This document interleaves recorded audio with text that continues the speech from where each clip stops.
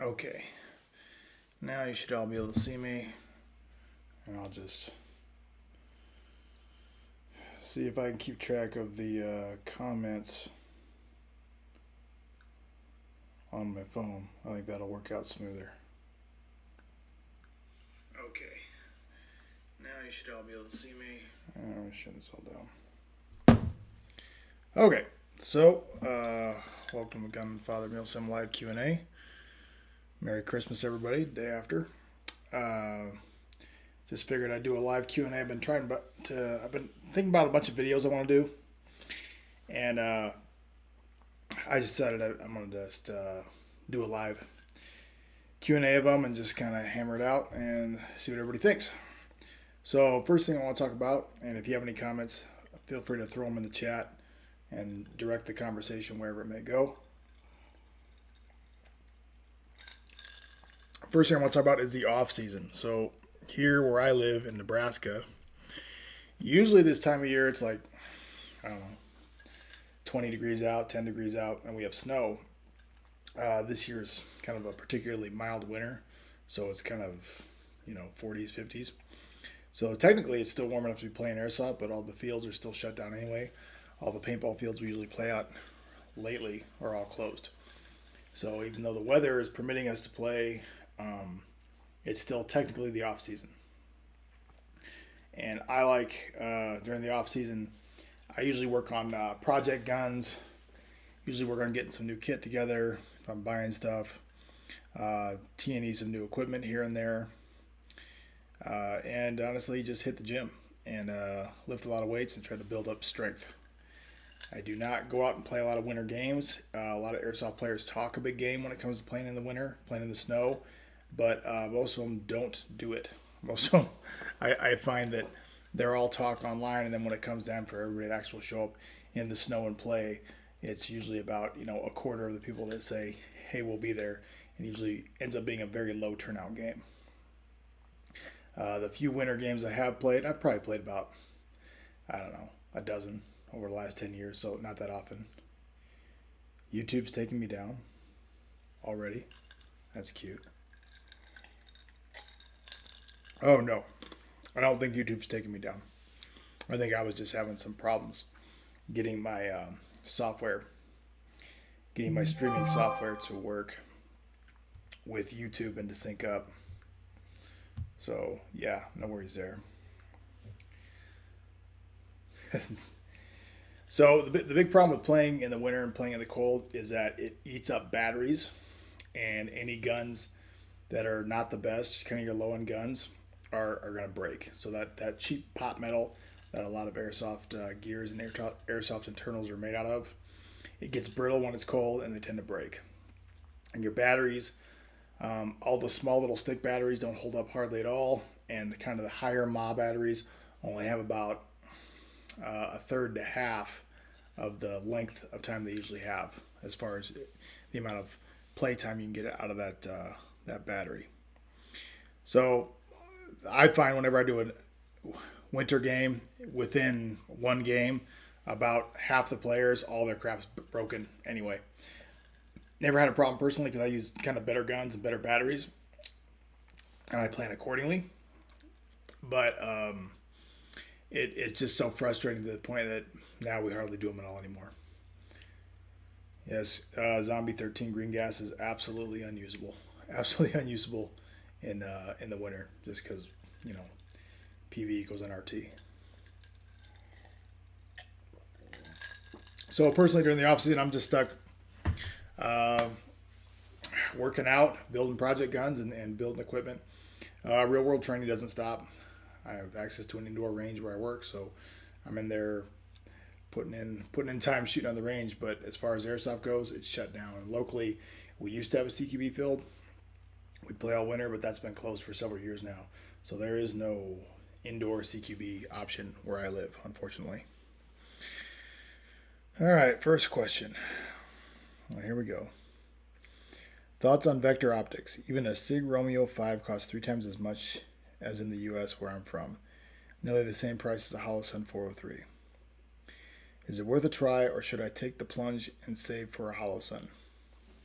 I'm not familiar with Vector optics. The SIG optics I've found, I've looked through, are high end because it's SIG.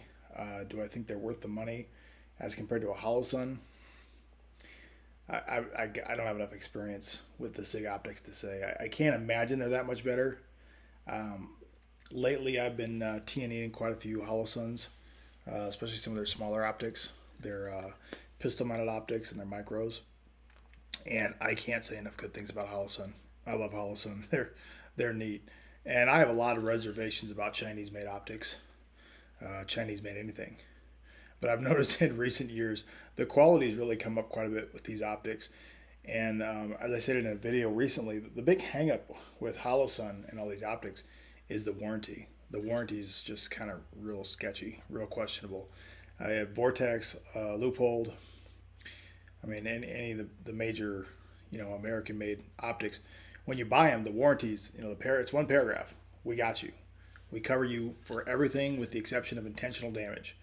So if you, intentionally like throw it into a brick wall, you're on your own, whatever. But other than that, they got you. They'll even cover BB strikes that break the glass. I know Vortex will cover BB strikes. If you're playing Airsoft and it breaks it, they don't care. They'll cover it. So contrast that with the Holosun warranty I just read on the My Optic I have, the 407C, I think. It's like 2 pages. And the first paragraph is, hey, we got you. And then it's 2 pages of unless. It doesn't really give me a lot of, faith in that being followed up on. I don't think they're going to cover you. I think they're looking for any excuse not to. So that's just me. I've never had to, use the warranty, but I just, warranties cost money. And I think that's where a lot of your cost savings come from getting these Holosun optics as a warranty is crap. Because the quality is certainly, it appears to be damn near as good as the U.S. made stuff, especially when you're dealing with Holosun. So I would advise you to go with the Holosun. I don't see it, especially from an Airsoft perspective, being worth the money. I've been using it over my RMR. I prefer the Holosun to my RMR.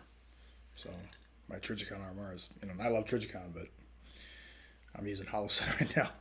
So I still have the RMR, but any future optics are probably going to be Holosun I'm working on. I'm testing them at work to get them approved for the department, so the rest of the department can use them as an approved optic. That's a big part of what I do at my job. My day job is I test optics and lights and all sorts of crap. Recent video I posted, just a short one on the channel, was just me shooting in the dark using a light. I was actually testing a light. It was the nightstick pistol light. So I was T&Eing that, shooting in the dark, and figured, hey, I'm gonna make a short video showing you some of the cool stuff I do.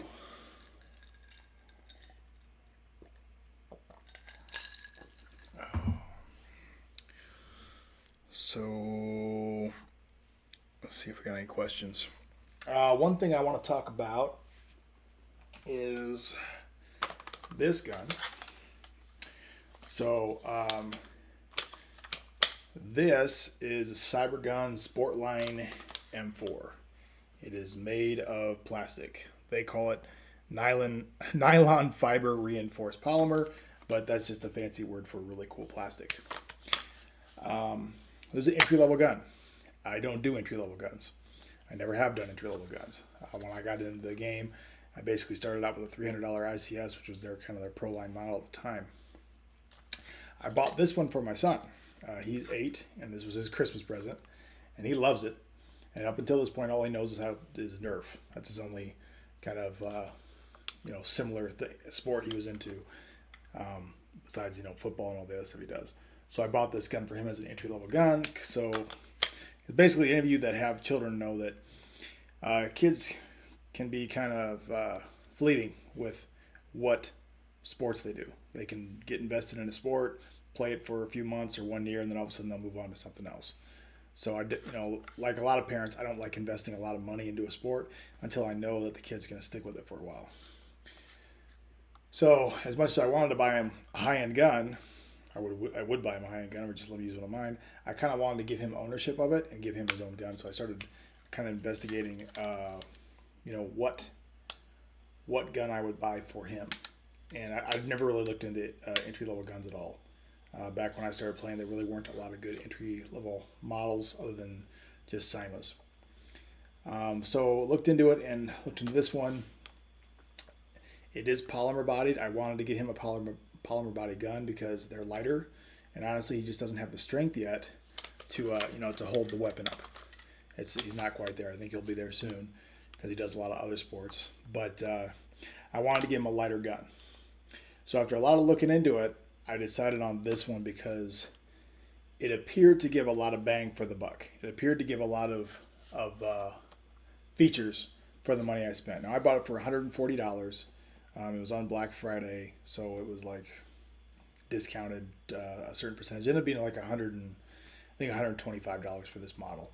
There were cheaper models out there, but they had like the traditional M4 kind of plastic grip, and I wanted this one because it had an aluminum rail and came with these rail covers.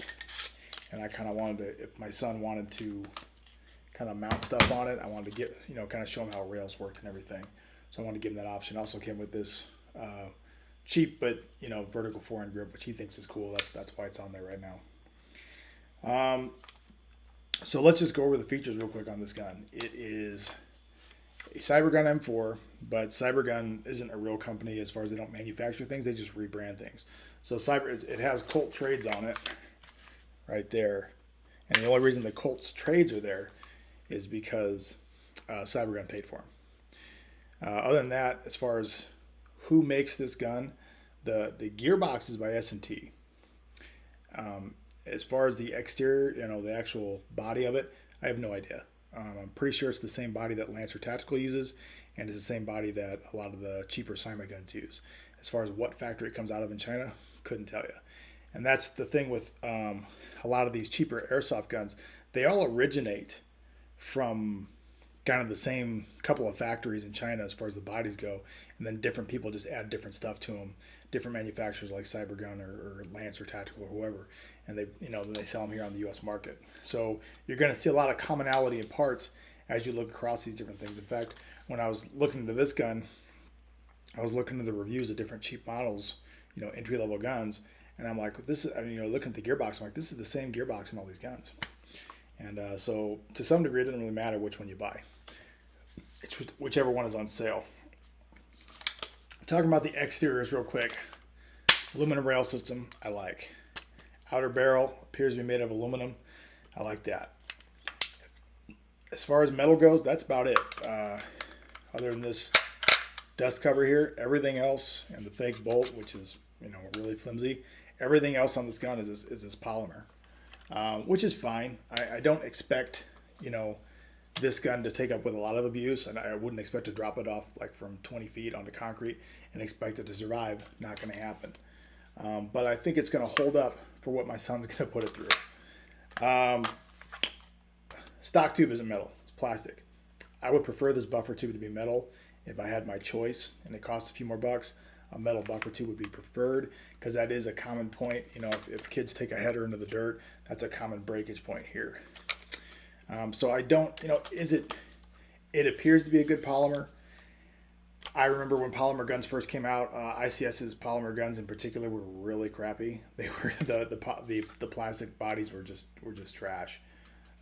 They've improved them since then. All the companies have with the fiber resin, but this one appears to be pretty good. Do I expect it to hold up with a ton of abuse? No.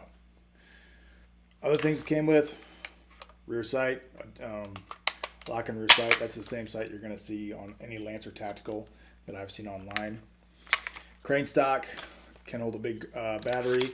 It's cheap. It's as cheap as all the other airsoft crane stocks. Does hold the battery pretty well. It's got this cool little. This comes off. This opens up. There's your battery. I think right now I got a Titan in here. Let's see what the hell I got in here. Titan 2600 mAh LiPo 11.1, and it ran that 11.1 LiPo just fine. a little bit I was shooting it, and I'm dropping parts.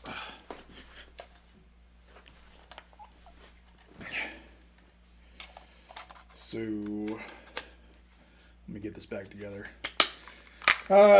Stock has a QD mount on it. One complaint: it does not have a single point sling mount or any sling mount at all down here, which is kind of why I prefer them. Selector switch is pretty solid. Overall, it's okay. It's nothing stellar. It's an entry-level gun. The nice thing about the gun is the quality of the gearbox. It's this S&T, I even wrote it down, S&T Gen 3. It's got a micro switch trigger, which really isn't that uncommon anymore. Micro switch triggers kind of remind me of, like, you know, cars when they have commercials and it's like power windows. Well, yeah, they all come with power windows now. Yeah, most airsoft guns are coming with micro switch triggers now. It comes with a MOSFET, steel gears, full teeth steel piston, which is kind of cool. And it's got a quick change spring system, which is awesome. Just a lot of good internals. One thing I noticed on the internals that was kind of crappy was the nozzle. The air nozzle doesn't have an O-ring in it. It looks kind of cheap plastic. Not that impressed with it. Also, the bearings, the spring guide looks kind of cheap. Is the spring guide really that big a deal? No. But if I were ever to open the gearbox, I'd definitely change out the spring guide. Gears and everything else look great. Piston head looks good. Ported piston head. The motor running an 11.1 LiPo in it seems to run well. Chronoed about 386, give or take 5. When I first shot it, it was chronoing about 375, give or take 10. And I noticed the bucking and the hop up was kind of cheap, so I switched to a guarded clear bucking. That bumped it up to 386 with a variance of 5. I imagine if I replace the air nozzle with a O-ring air nozzle, any of them, that would settle down probably to a variance of 1 or 2, I imagine. Is it worth doing right now? No, because honestly, my son's not going to care. He doesn't. Right now, all he's going to do is plink in the backyard with it, maybe do some drills, have some fun. He's not hitting the field anytime soon.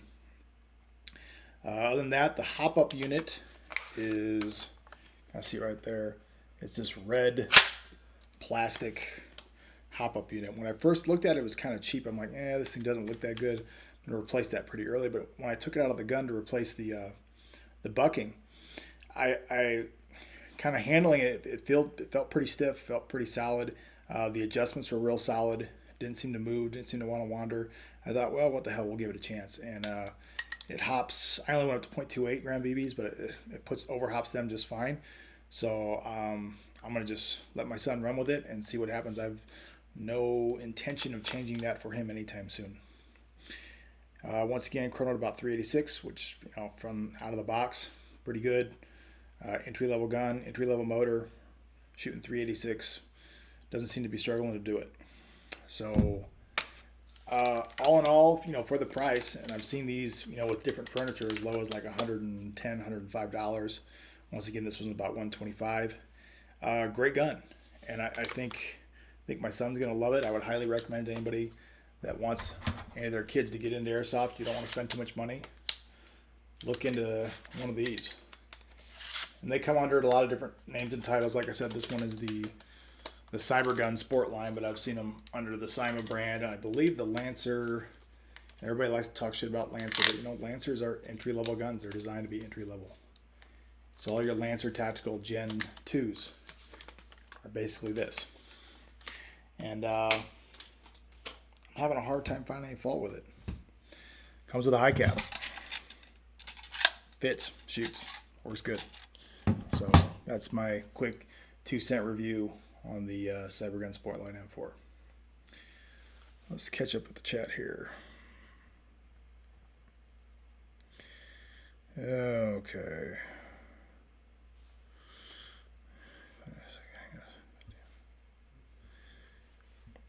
Brian, in reference to Hollow Suns, you're saying, yeah, you guys got to find a secondhand Hollow Sun, but damn, no one seems to be selling secondhand Hollow Suns. That's usually a pretty good indicator it's a good product. If you can't find them used anywhere, pretty good indicator it's a good product. How do I deal with holding? So this is from Mr. Cook of Wonder. How do I deal with holding those, or how do you deal with those holding corners in important rooms? I find that trying to sneak peek gets me shot in the shoulder or the arm as I try to peek. Okay, I think what you're talking about there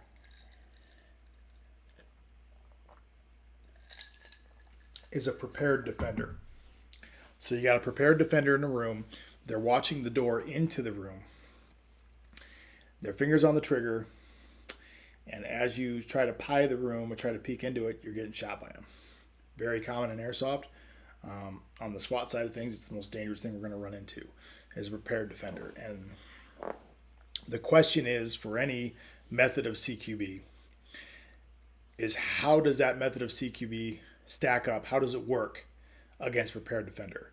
Because people who either aren't going to fight, they're compliant, they're asleep, whatever, they're surprised, you're going to handle those people just fine regardless of what CQB method you use.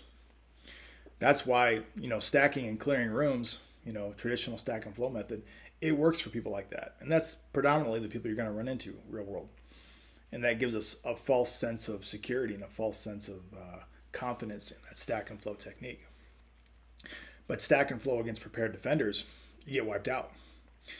A lot of it comes down to OODA loops, because you have to observe the whole room and they're already observing the door. They've already made the decision to shoot whatever comes through it, and you have to go through the door and kind of assess and decide, where are they at? Oh, there they are. Orient towards them and make your decision whether or not you're going to shoot. You're too far behind the curve.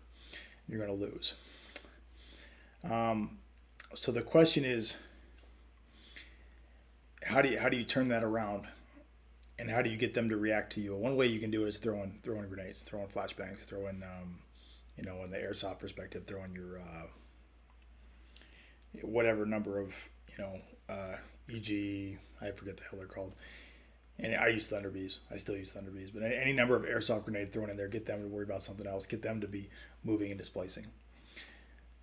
Another way you can do it is do a very, very, very slow pie of the room. So my usual pie would be basically 4-step process. I would do that, turn that into a 12 or 16 step where I'm just taking very, very, very small bites of that corner.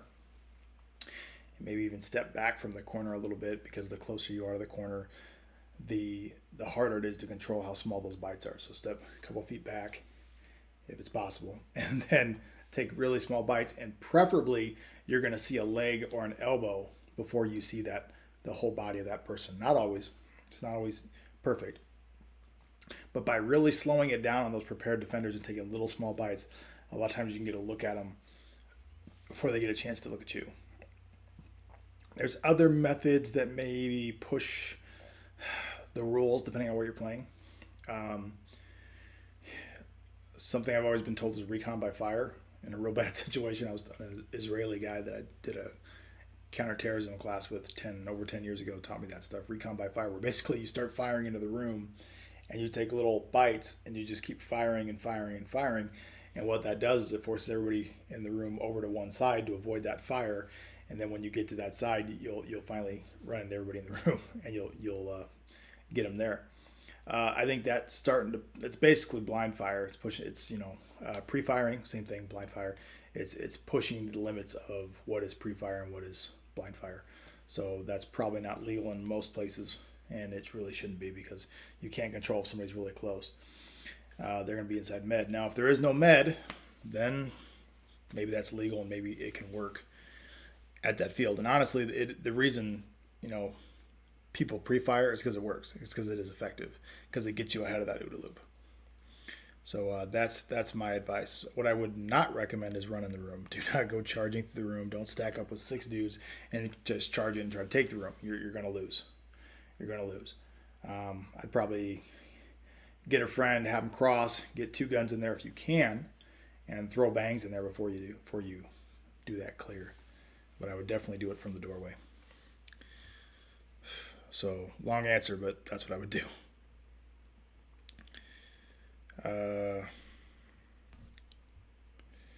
Kyle, how is your compression minus the air nozzle? I think I covered that, but the compression was, I never took it apart. I didn't open up the gearbox. I didn't see a reason to. So the only thing I have to guess the compression is based on the FPF variance I had. and the FPF variance was 386 plus or minus 5. I watched some really good internal videos of some guys who took it apart, checked the compression, and the compression seemed to be pretty good, minus the air nozzle. So, yeah, I think the problem is the air nozzle. I already replaced the bucking. It was crap before I replaced the bucking. It was plus or minus 10. But I don't think anything was malfunctioning. It just wasn't the best, compression in the world. Brian Linquinco, is it practical / tactically sound to switch to a pistol in your offhand to peek into a room and clear it? No. That's a short answer, no. I'm trying to think of a reason I would do that. Because switching into a pistol in your offhand, your pistol, when you draw your pistols on your dominant, hip or whatever, your dominant side, it's set up for your dominant hand. Same when using your rifle. And although I have met a couple shooters who do rifle with one hand and pistol with another, it's not common. My gut feeling is no. Even if you set up your rig to draw with your offhand, I suppose you could, but the only time I would see a pistol being advantageous was when the room was really, really small or really cramped, like a small closet, maybe. I could see that, or a real tight corner, a little nook, or in the corner of a room. Then I could see it. But even then, I think you're more often than not, you're just going to draw with your primary hand, get your primary hand, which is the same one you use your rifle on. Whereas with a rifle, I'll just grab this because it's here. With a rifle, there's an advantage to switching sides, right? Switching shoulders so you don't expose as much going around your weak side. You don't get that with a handgun. With a handgun, it's more or less as advantageous either way on your same hand. So there's really not an advantage to using your offhand over your primary in that respect. I suppose there might be something to said for it being a little bit quicker and easier to stow your primary weapon if you're just using your offhand weapon and you can just hold this. But if you're using a sling, who cares? I don't really see a big advantage there in any stretch of the imagination. But if that's what you're doing, go right ahead. Not really how I would do it. There's definitely an advantage to peeking with a pistol on a small room, because it's easier to move that weapon around your body to really dig those hard corners. Whereas with a long gun or rifle, it's a little more difficult.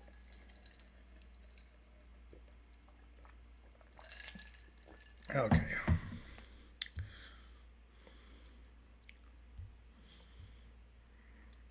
You guys got to forgive me. This delay is kind of killing me. Let's see. One other thing I want to talk about today was this rig I've been putting together. Shamelessly showing off a Gunfather Milsim patch. So, traditionally, I am a little bit of a gear snob. Not horrendously bad, but, back in, early 2000s, when I started on the police department, there really wasn't a lot of good gear options out there. There was military stuff, military surplus, and there was Blackhawk, and that's about it. And everybody, it was really easy to become a rep for Blackhawk. Like, everybody ran Blackhawk stores like out of their trunks just so they could get discounted gear. But that was it. It was Blackhawk and then military surplus. And then as time went on, especially with the global war on terror, there was a ton of really high quality gear manufacturers just coming out of the woodwork. Okay, there's too many to name, but all those good gear manufacturers, but a lot of them were kind of expensive, especially for the recreational shooter or the airsoft hobbyist. So enter to the market Condor. Condor starts putting out a lot of tactical gear, and of all shapes and sizes, a lot of knockoffs. It's all Chinese made stuff, and the quality was really, really bad. Okay, it was shit. And I always used to say, well, Condor's, it's good enough for airsoft, but I would never use it for any real world operation because you just couldn't count on it. It would just fall apart. And that was where it was for quite a few years. Excuse me. However, in more recent years, the last couple, I've seen a lot of the Chinese-made tactical gear being of a lot higher quality, a lot higher quality. So much so that I ordered some pouches here and some pouches there, and I found that they are not shit. They are not crap. And it's kind of shocking to me because I want to confirm my personal bias of, no, it's cheap Chinese shit. And then some of this stuff's actually pretty damn good. And it's well made. The stitching is good. The materials are good. And I'm having a hard time discouraging people from buying it. Even Condor's up there gaining quite a bit. Condor's still kind of cheap crap, but their stitching has come a long way. So that brings me, Kyle, talking about LBX. Got some LBX right here. Brings me to this carrier right here. So I got this carrier for range duty at work. Okay, I got some soft 3A plates in here. So this is when I'm working the range. And, you got to have something that stops at least handgun rounds. And that'll do that for me. This is an old Velocity Systems Lowepro carrier I purchased. Stand up, put it on for y'all. And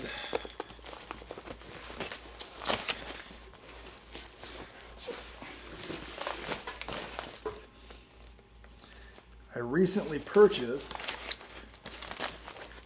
because I needed a new cummerbund system for it, and then I was looking around for one, and traditionally I've been using the Blaze Defense Systems one. Their kind of tube knockoff system. I did a video review of it. And as I recall, it costs like $90. And you only need to do one side. So for $90 you get to do, you can outfit 2 sets of armor. Or you can buy the first spear tubes that are kind of cost prohibitive. That set is more or less $120. So I was kind of looking for a tube cummerbund solution to this armor because I needed one.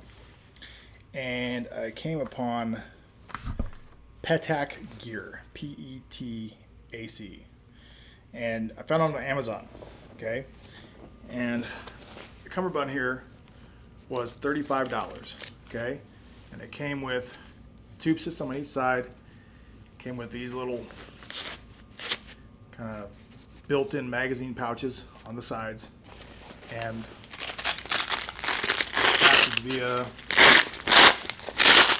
Velcro here. And Velcro in the back.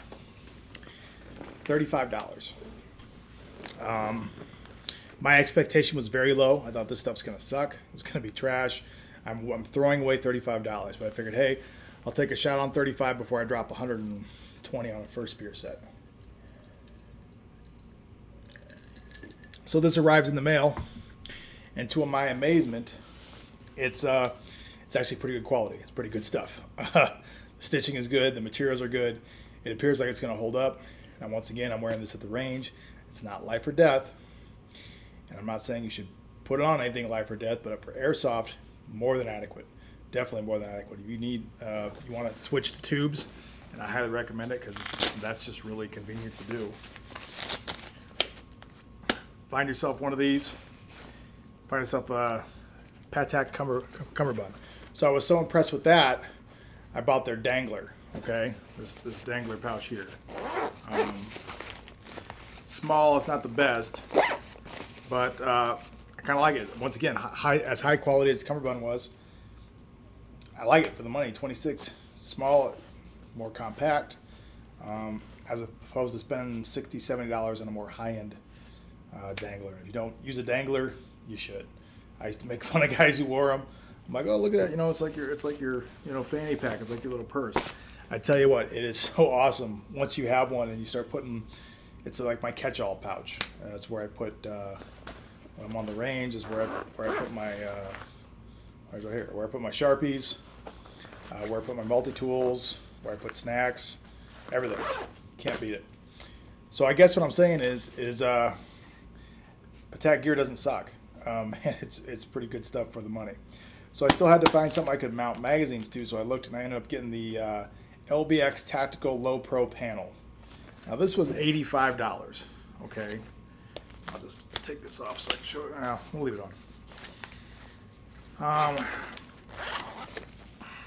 It's got your just a bunch of, you know, webbing and shit, and holds crap in place. It's got Velcro on the inside and the outside.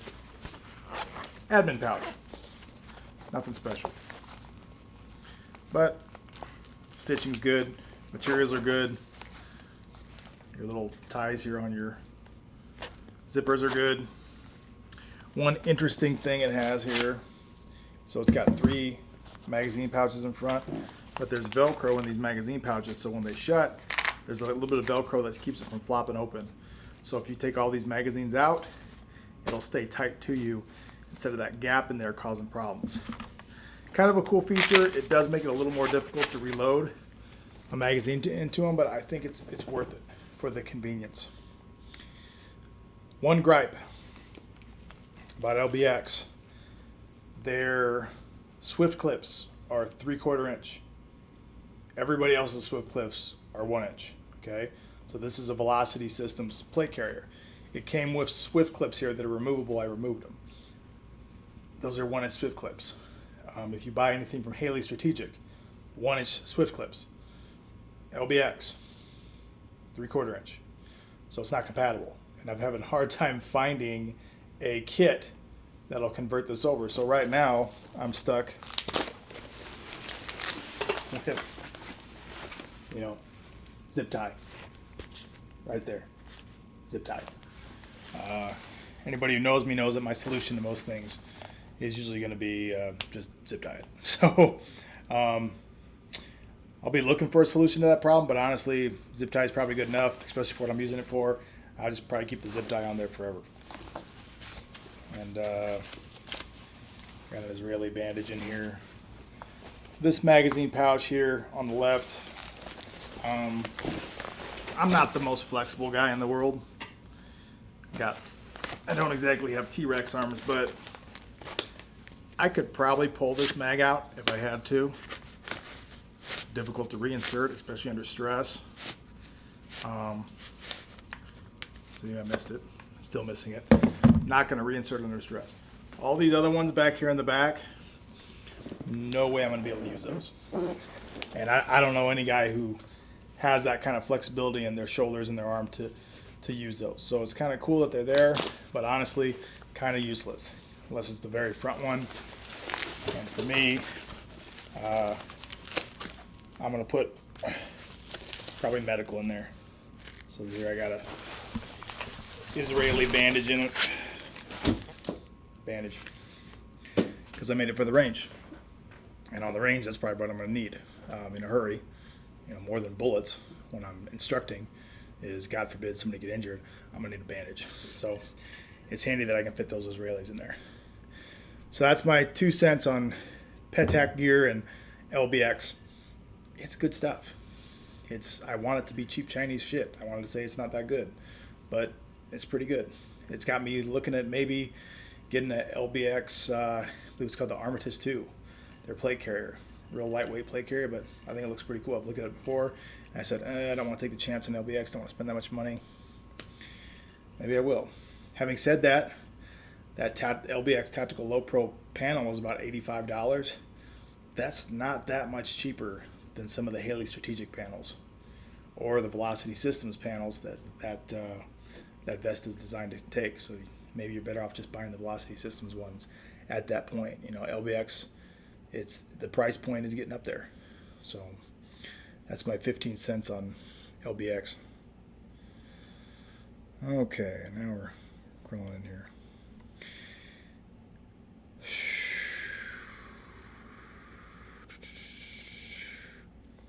Mr. Cook of Wonder, any advice on setting up a more fleshed out plate carrier? Mine looks bare bones with no personality. I'm not the guy to talk to about fleshed out plate carriers. In fact, this one we were just talking about here, as far as patches go, I'm not a big patch guy. You know, this coming from a guy who sells patches. I'll put a big American flag right here on the front, and that's it for patches. Other than that, back here, a placard, maybe my name, my call sign, If I'm at work, it'll just say my last name. Maybe a placard on there that says police. If I'm going to use it operationally, you got to have that. But other than that, I don't put a lot of flashy, weird ass patches on my gear. It's kind of an airsoft thing. It's not really a lot. Real world guys don't have a lot of morale patches on their stuff. Usually that kind of thing is regulated. Your SOPs and your commands say, hey, you can't have all that silly, crap, all those silly patches on your gear. My team, real world team, you can have some morale patches. They kind of turn a blind eye to it, but it can't be anything. If it were overly offensive, you get called out on it, you get in trouble, and then nobody could have anything. So for the most part, everybody just keeps it pretty vanilla, pretty much, American flags, and that's about it. As far as flushing out the plate carrier, I think a better, a slim design is better than kind of a overbuilt design. You don't want to put, like a lot of people do, that stack of 6 M4 mags right in front. I mean, I used to do it all the time, but that's so much stuff. Then you end up going prone, and you're almost like a little teeter-totter, tipping back and forth on those magazines. It's also a pain in the ass if you got to go through a tight spot. It can be a pain in the ass getting in and out of vehicles. I find you're better off just going the single stack like that. And as far as putting stuff in front, sometimes people put pistol mags in there. I like little pistol mag pouches in front. I like the HSGI Kangaroo, the panel. And I'll go grab it.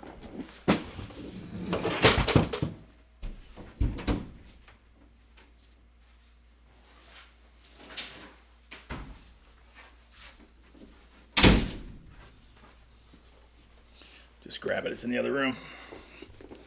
So this is my plate carrier. My current game plate carrier. I think I've featured this one quite a bit on the channel. Just a Banshee.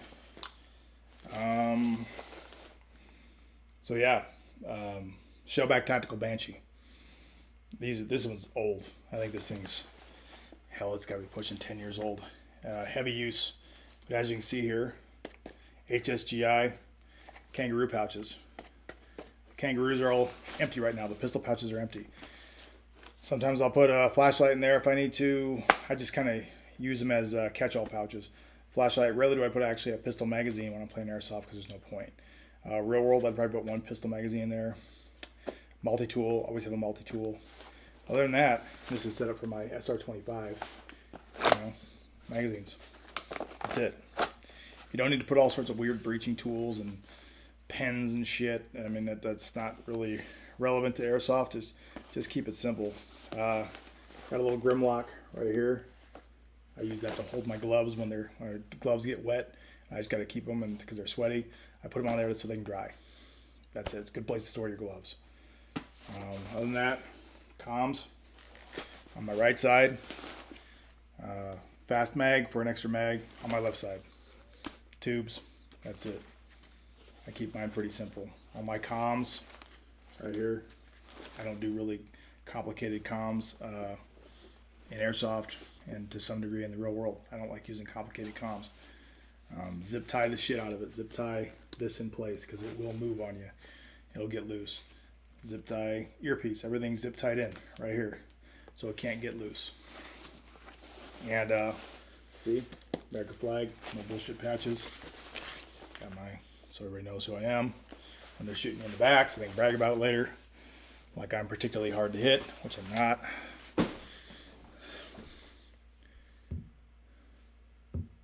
That's it. That's I don't know. I'm not the guy to talk to about a gaudy plate carrier. I don't put a lot of crap on it. Maybe some stuff on your back. Problem with stuff on your back is you can't get to it.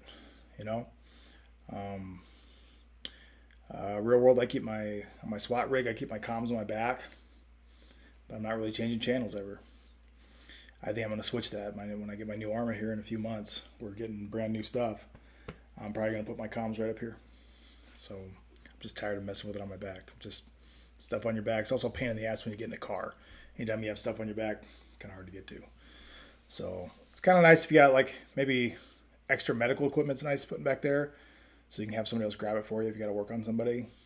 But there's not a lot of good stuff you can put on your back that you can have access to. It's usually gonna be stuff that your coworkers can have access to. Okay, chat's filling up here. I'm gonna catch up.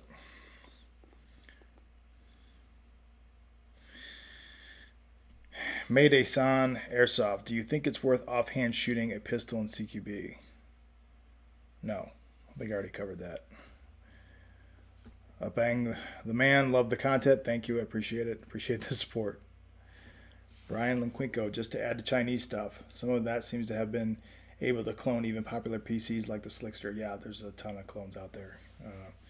And there's, it's good and bad. It's good for guys that want to get that cloned gear cheaper. It's bad because that discourages American companies from making innovative stuff because other people are just going to steal it. So, and there's really no legal recourse right now under this administration. Take that like you will, how you will. Zombie 13 MP5. If you were going AEG route, the MP7 AEGs are not built for the abuse. You must be answering a question earlier that I didn't see. Bernie, maybe a buddy mag for someone that runs out on the field. Yeah. Sure. Evil Nation. You guys are having side conversations here. I'll skip through them. Blah, blah, blah. Maiden say... Mayday-san. Mayday-san Airsoft. Sorry, I butchered that. Any thoughts on running 30-round mag setups? So real caps. I don't like real caps in Airsoft just because you're putting yourself at a big disadvantage. It just is what it is. I love mid caps. I run them about 100, 110 is how I load my mid caps. There's still plenty of reloading when you run them 110. With any more... Even the semi-auto only games, which is what I generally play, the rate of fire is so high on some of these trigger setups, especially with the HPA guns. 30-round mid-cap doesn't last very long. You're just putting yourself at a huge disadvantage. Sorry, a 30-round mid-cap. There's just no way you're going to be able to keep up. Especially if you're only carrying, your standard loadout of 7-8 mags. I mean, that's like 210, 240 BBs total. And I understand some people are like, I want to put myself at a disadvantage for the challenge. Sport's challenging enough, so I would highly recommend mid caps. Generally speaking, I carry, let's see here, 1, 2, 3, 4, 5, 6. So 6 mid caps, 1 in the gun. Actually, 5 mid caps, 1 mid cap in the gun. And usually I'll carry what I call an Alamo bag, which is a high cap if the field allows it. So my last magazine is a high cap just so I can stay in the fight a lot longer. But I very rarely get to that. Usually I only use 2 or 3 mags in a game. I'm pretty sparse when I shoot. And even I'm saying, no, I would never use a real cap. It's just way too big a disadvantage.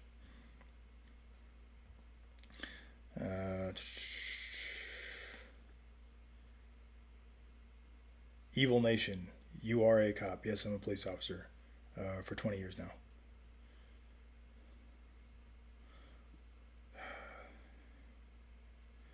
I like the AK-47 pick in the background, though. That's an M4. That's an M4. That's the same M4. I don't know what AK-47 pick you're looking at, but I like AKs. I'm down to 1. I only own 1 real world AK, real steel AK, and 1 Airsoft AK. I love them, but not behind me. Odessia Donnelly, thank you for all the good content. Me and my friends always learn a lot from you. Thank you. No problem. From South Korea. Good that you're checking in again. So, I think I'm all caught up on the chat. That is, let me go over to YouTube here and see what it says. That one's all caught up. Give her a few more minutes. Not going to be on all night tonight. Got other stuff going on. But anybody's got a couple more questions to shoot out there, we'll do a few more minutes here.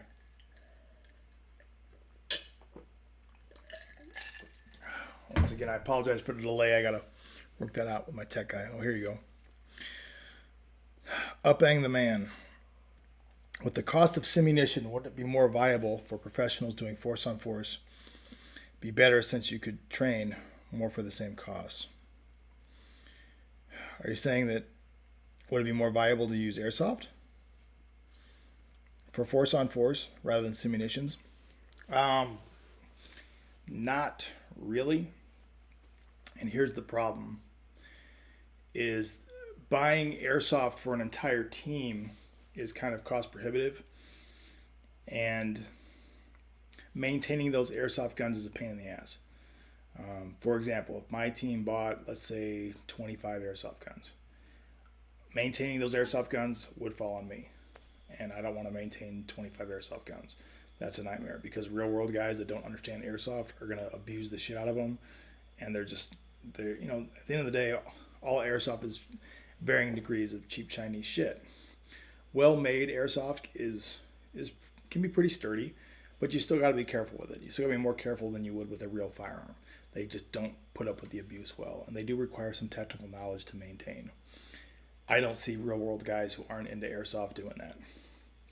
The nice thing about simunitions, or more correctly, what we use right now is UTM bolts. It's just a different simunition's a name brand, so UTM is just another form of force-on-force projectile. Simunition or UTMs, you get a bolt. You pull the bolt carrier group out of your M4. You put the UTM bolt carrier group in, and there you go. You're off to the races. And you just load UTM cartridges. They're, instead of being a center fire cartridge, they're rim fire, so a real bullet can't be fired out of it. Blue markings on them, so it looks, so everybody can see, hey, you got UTM rounds in there. They have about a third of the range of airsoft. They don't have the range, and you lob them and they lose. They don't fly straight at all. They drop quickly, and but they do leave marks on people, and they do sting. They sting like a son of a bitch. Do they sting more than airsoft? Yeah, especially at close range. But at long range, and for those things, long range is, 100 feet is extreme long range for a UTM round. They barely do anything. So at 100 feet, an airsoft gun is going to sting more than a UTM. Up close, though, UTMs sting a lot. They have different grades of them. They have different velocities, but it's really nice from a real world perspective of being able to pull. Here's my work gun that I use at work. Pull that bolt carrier group out, put the UTM in. I'm training with the real gun I actually use at work. Real optics, real light, real everything. That and scenarios, real world training scenarios, they're not really fun. I've done a lot of work on that. I've done some videos on this.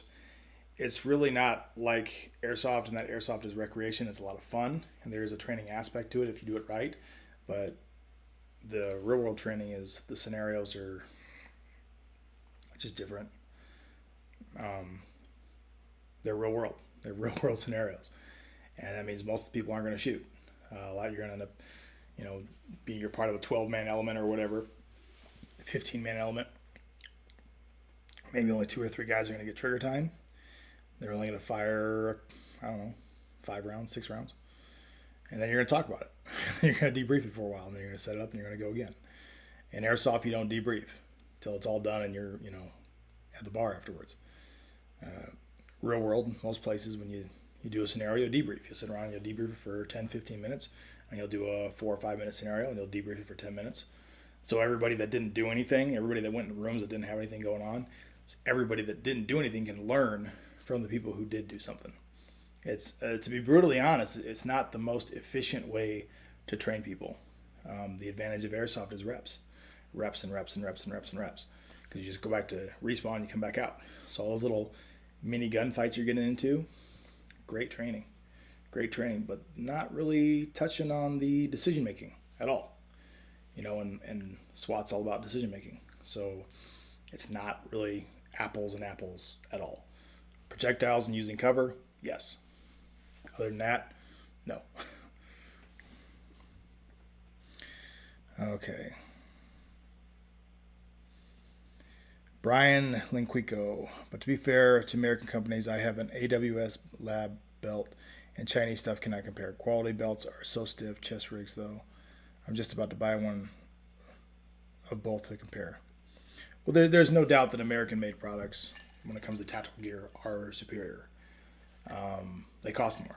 Okay, they're better made, better materials.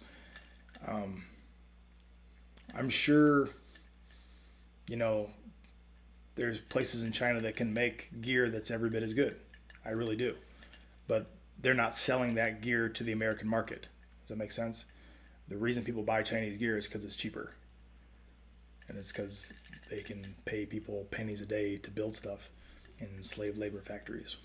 I'll probably get shut down from YouTube would probably get rid of this for even mentioning that, but the working conditions there are horrible. So that's how they produce stuff so cheaply. Okay, so here you got to pay somebody $20 an hour and benefits and insurance and all that good stuff, and over there they pay them nothing. So I'm confident that China is capable of making good stuff, but that's not what drives the market. What drives the market is cheap stuff. That's cheaper, and I'm like anybody else. I don't want to spend $80 on a dangler pouch. Why would I do that when I can spend $26, depending on what I'm using it for? Now, if I'm going to carry it over a mountain, my life depends on it. Yeah, let's spend the money on the good dangler pouch. I'm just going to sit on the range and hang out with my friends and play Airsoft. And that $25 one will probably get you by just fine.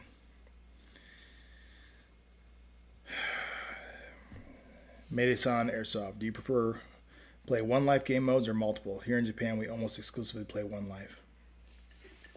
It depends on how big the field is. The problem with one life games is they tend to encourage people to cheat.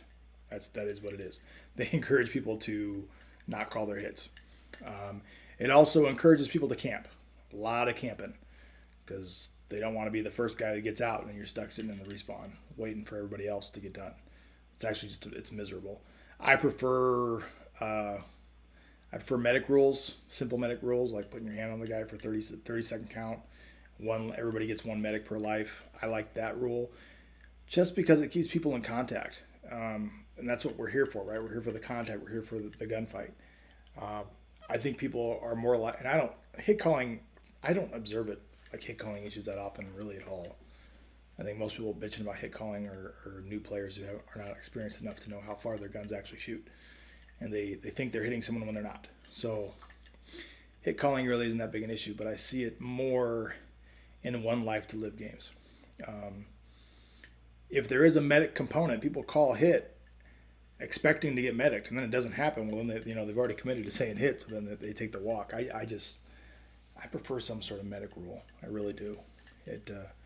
Not that I don't like playing one life to live games sometimes, but as a general rule, I like having more contact. I don't like people camping.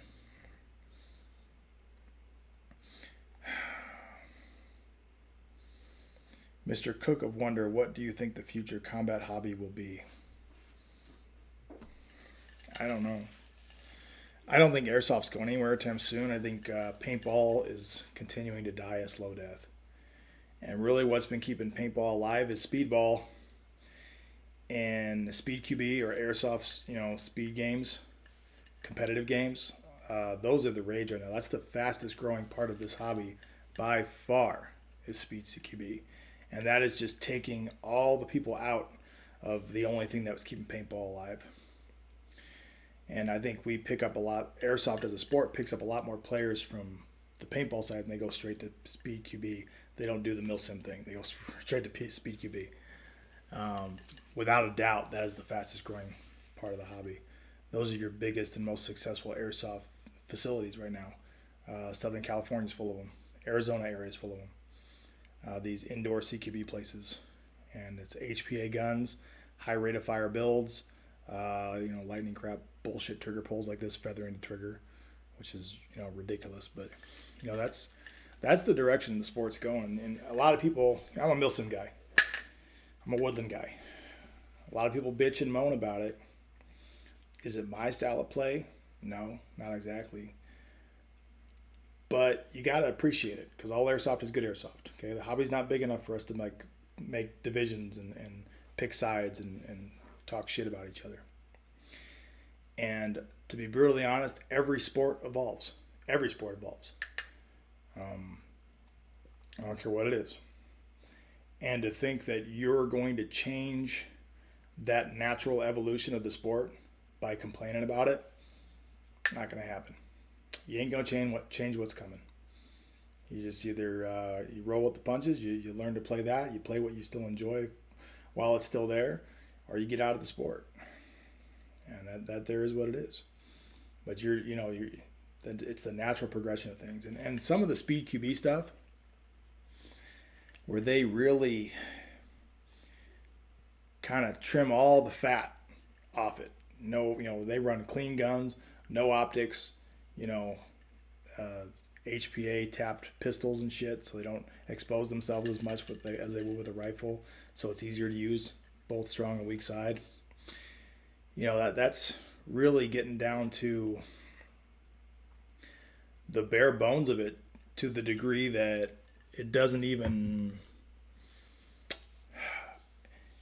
hardly look like what I do in the real world anymore.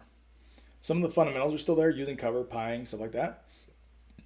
But as far as the way they play and how they rush and how they push, you can kind of see little semblances of real world, CQB, and then you don't. It's just been so modified by their sport. And I think the modification comes because they do what works. Okay, they wouldn't do it if it wasn't effective, because it is a competition, and competition does weed out the effective versus the ineffective. And I think there is something there for real world guys like me to look at and observe and ask, is that a good technique? Is there value there that I can take back to the real world and use in what these guys are doing? Or are they just being reckless because it's such a short game and they know that they can respawn? Or they know that that there's a low consequence for getting hit. But that's probably more likely what's going on. But it's still worth looking at and giving them the credit that's due. It's their sport and it's rapidly evolving. So that's. I don't think Airsoft's going anywhere. But I think the whole sport's going the direction of speed QB. I don't think any sort of civilian simunitions is coming anytime soon. It's just too cost prohibitive. Way too cost prohibitive. And there's way too much liability for any company to do it. So that's not coming anytime soon. Let's see. Kyle. Did you mention you have an SR25? Is that for Airsoft or for your profession? If Airsoft, which brand do you go with? Kyle, I use the Cyma Platinum SR25. You can... I did a bunch of videos on it. I did both a project video and a review of it. You can just check them out on my channel. Short version. I love it. Great gun. It's my primary gun right now when I'm playing out in the field. Real world. Yes, I have an SR25. But it's not an SR25. It's a Seekins Precision. It's an AR-10. Great gun. Do I use it operationally real world?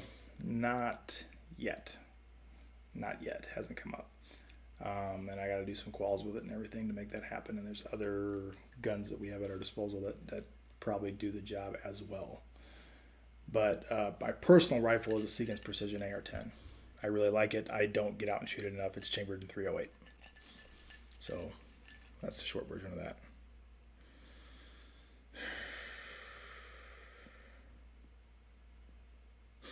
Odessia Donnelly, have you ever experienced drug busting? What usually happens?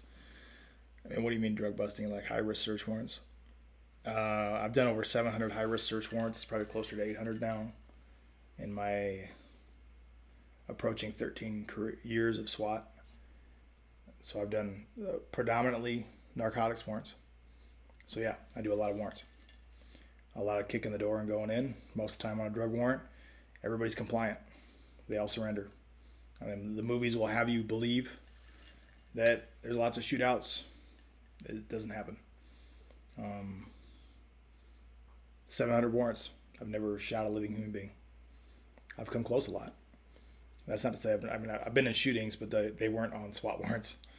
So, SWAT warrants are, there's nothing routine about them, but they're not as the movies would have you believe. If your tactics are good, you bring the right tools, well-trained guys to the party, and everybody does everything right, only the truly crazy and the truly suicidal are going to resist, because death is assured. They might get one of us, but then death is assured. And most guys, when it comes down to it, they don't want to die. They're going to take their chances in court. So, yeah, a lot of drug busts. Mr. Cook of Wonder. Yeah, everyone in the amount want Polar Stars. Oh, Airsoft Miami banned feathering triggers and modified triggers. Really? Airsoft Miami banned feathering triggers and modified triggers. I'm curious how they plan on enforcing that. I think it's a good thing to ban that. I don't like that crap. I imagine there's a lot of people that have bitched about it when they did it, when they passed that rule. And, here's the problem with these high semi-auto builds, but you're feathering the trigger and it's got an HPA gun. So it's, there's guys wrapping out 20 BBs a second in semi-auto. And they do it because it gives them an advantage. Pretty simple. And they bitch and moan when the field says you can't do that anymore. Well, why? I spent the money, right? I spent the money on my HPA setup and my cool triggers, so I should be able to do what I want. The problem is, you got to think about it from the field owner's perspective. The field owner is trying to make money. He has a product, he has a service that he's telling people, come here and play Airsoft. Most of his money does not come from the people who come in and are feathering triggers. Most of their money comes from rentals and people coming in and just try out the sport. If every time they come, they get their asses kicked and they get just peppered by these guys doing the feathering trigger crap and lighting them up 30 times, that person is discouraged from returning. The sport dies. So, I've heard people bitch and complain, well, they're just discriminating against good players. Okay, well, maybe they're discriminating against people who are overshooting their clientele. They're running a business. Okay, that's why players get banned, because you're keeping that person from running their business. So those players are their own worst enemy. They're their own worst enemy of the sport. I think there's maybe some creative solutions.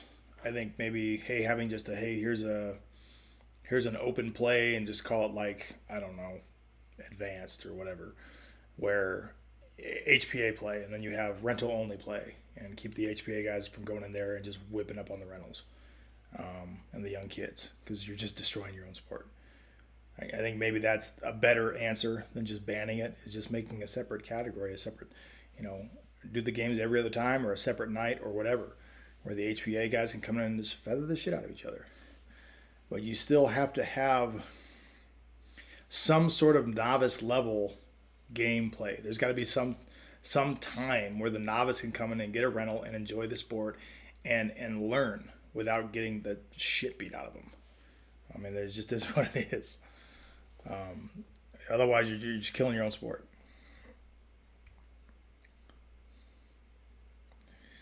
Let's see here.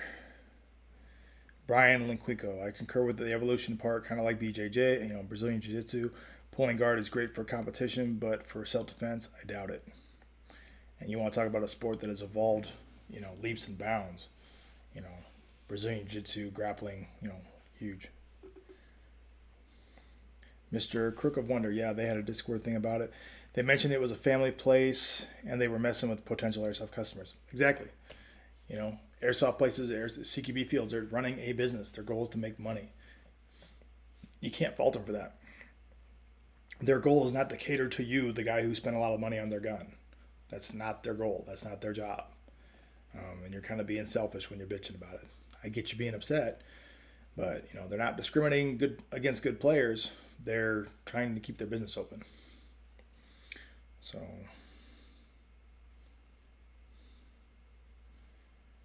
yeah, they already banned HPA. Yeah, I've seen some AEGs with some high-speed gear setups, and some of the MOSFETs and the high-speed motors doing some pretty impressive. Once again, semi-auto, feathering the trigger, and definitely getting up there. Not quite as fast as the HPAs, but definitely, what I would consider full auto, even though it's technically semi-auto. All right, all caught up in the chat. I got a few more minutes here. finish my drink here. Side note, what am I drinking tonight, if anybody's wondering? It's not my usual whiskey. I am drinking Amarula. This stuff's from South Africa. It's kind of hard to find here in the States. Not impossible. It's hard to find. It's about $20 a bottle. I visited South Africa about 12 years ago, right after the World Cup there, and spent 2 weeks down there. My then wife, her sister's husband was from there. Whatever. Went there, went on safari, saw lots of animals, really cool stuff. But while I was there, I drank this stuff, caught a liking to it, and now I drink it usually only during the holidays. I drink it instead of eggnog because it is very high calorie.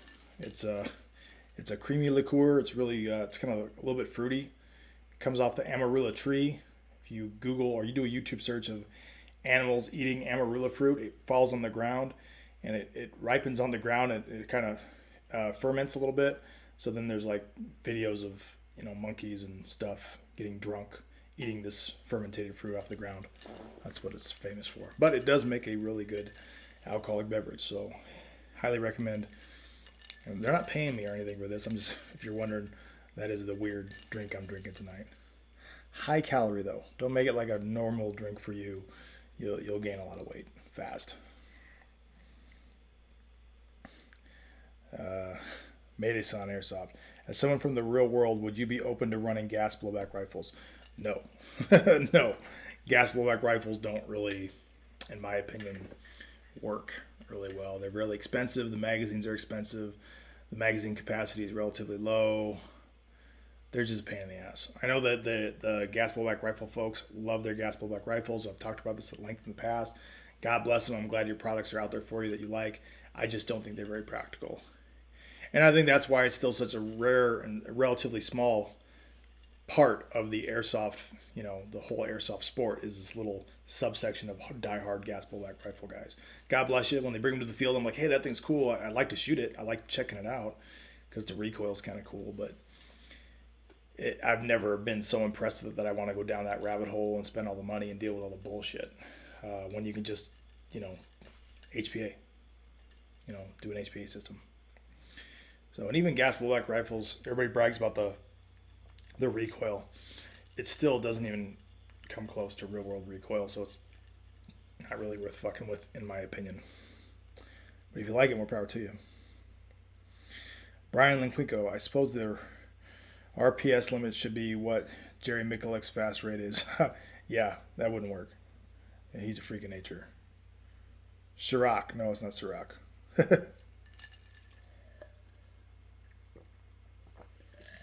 It's good stuff. I just drink it around the holidays. I'll go back to whiskey. So, if that is all the questions, real quick pitch for the channel. Still making videos, obviously. I do sell merch. If you like my channel, you want to support my content. I don't make any money from YouTube. I make like, I don't know, $20, $30 a month. It's going up slowly, incrementally, but there's not a lot of money for YouTube channels in YouTube for airsoft channels. It's just not. Lots of money for little kids playing with toys, but not a lot of money for YouTube guys because there's just not, or airsoft guys, there's not a lot of people watching. So I do this because I love it. I do it because I like putting the information out there. I like trying to bridge the gap between real world and airsoft and give airsoft guys some real world stuff that works. So the small amount of it that does transfer over, I like sharing that with them. Having said that, I don't work for free, and it's nice. I built a merch store in this last year and started selling some patches and stuff. And I plug this at the end of every video. There's my patches. They come in. I got blue, gray scale, and I got red. I think these are like $6 on the web store. You can find that at unsavorytees.com. Just go over to Unsavory Army on that website and scroll down to Gunfather Milsim. You'll see all that stuff on their channel, their merch store. You can also look at the banner of my channel on the lower right part of the banner. There's a little link to it. I think there's a link in the description somewhere on the YouTube channel. Also selling Gunfather Milsim t-shirts, which I'm wearing here. Finally settled on a design. Looks like that. American flag. There's the back. So selling these.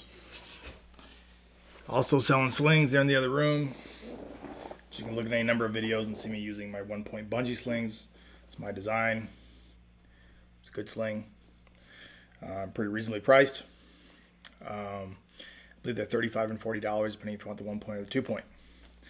And for a limited time, just go there, buy a sling or a t-shirt, and under the coupon code, just put free patch, all caps, no space, and I'll throw in a free Gunfather Milsim patch. Don't make a ton of money on merch, but I definitely make a lot more money on merch than I do, from YouTube. So if you want to support the channel, like, subscribe, hit the bell, hit the update. You know how YouTube works. And or better yet, buy some merch. Tell me what you think about it. And other than that, other stuff on the horizon. Now that COVID's kind of settling down-ish, I'm looking at bringing back Gunfather Academy. I'm going to put on a CQB class. I'm looking for a location right now. I'm talking to different CQB fields in the Midwest, looking for one to do the first class. I'm not sure who that's going to be. There's 3 different locations I'm looking at right now, just figuring out which one works best.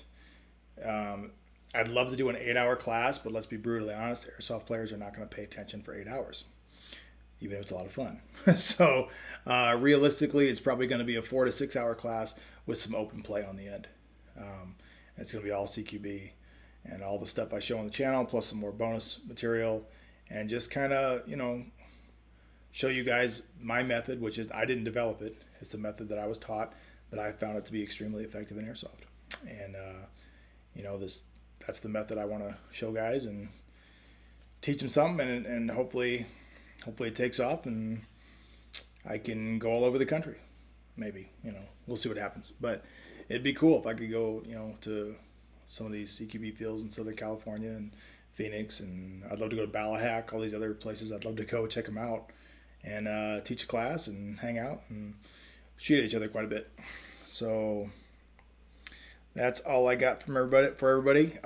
Thanks for watching, and it is the holidays, so hope everybody had a good Christmas and have a happy New Year. And thanks for watching.